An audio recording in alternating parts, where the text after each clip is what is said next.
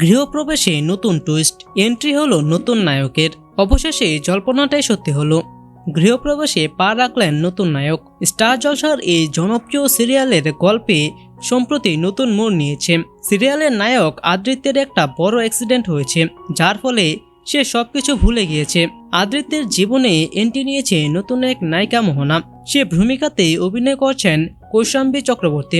এদিকে শুভলক্ষ্মীর জীবনেও নতুন নায়কের প্রবেশ হলো। গল্পে এলো আকাশ নামের এক নতুন চরিত্র। ব্যবসায়ী আকাশ সেনের সঙ্গে আদ্রিত্যের চুক্তি হয়েছিল একটি, কিন্তু মাঝখানে অ্যাক্সিডেন্ট হয়ে যাওয়াতে সে কাজ আর এগোয়নি। এই আকাশের চরিত্রে অভিনয় করবেন সুপ্তর্ষি মল্লিক। শ্রীময়ে এক্কা দুক্কা অষ্টমী সিরিয়ালের পর আবার নতুন ভূমিকায় ক্যামেরার সামনে ফিরছেন সপ্তর্ষি। সম্প্রতি সিরিয়ালের একটি নতুন প্রোমো শেয়ার করা হয়েছে। তাতে দেখা গেল অফিসে ঢোকার মুহূর্তে আকাশের সঙ্গে শুভলক্ষ্মীর ধাক্কা লাগে, তার হাত থেকে ফুলের তোড়া পড়ে যায়।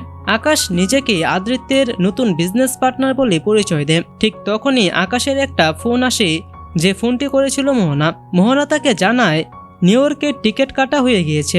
কথা বলার মাঝেই আদ্রিত মোহনার কাছে আসে হাতে ফুল নিয়ে।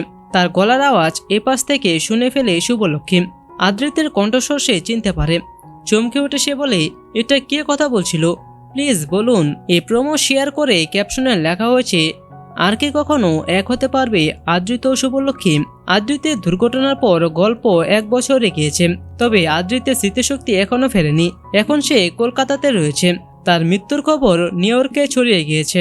কলকাতা থেকে নিউ ইয়র্ক কিভাবে আদ্রিত ও শুভলক্ষ্মীর আবার মিল হবে, আকাশ এবং মোহনা কি মিলিয়ে দেবে দুজনকে, গল্প কোন দিকে মোড় নেবে সেটাই এখন দেখা।